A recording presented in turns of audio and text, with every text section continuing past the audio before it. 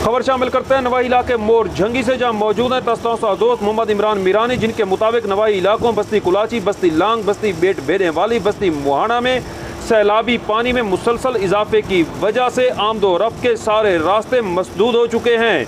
मकीन घरों में कैद होने पर मजबूर हैं। खाने पीने की अशिया का भी बहरान पैदा हो रहा है। इस मौका पर मकीनों का कहना था कि इंतज़ामिया की जानिब से ताहाल किसी किस्म के इक़दाम नहीं किए गए।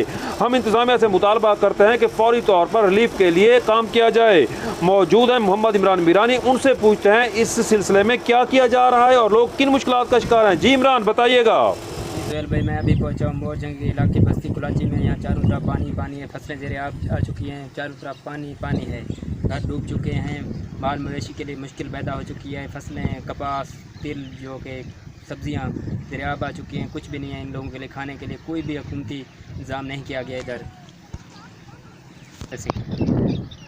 और दीगर बस्तियाँ भी ज़ेरे आ चुकी हैं, जिनमें बस्ती मौजा बेट, बकरी बेट, लद्दा, बस्ती मलाना, बस्ती भेड़ें वाली, सब बस्तियां ज़ेरे आ चुके हैं। कोई भी इधर नहीं है पूछने वाला।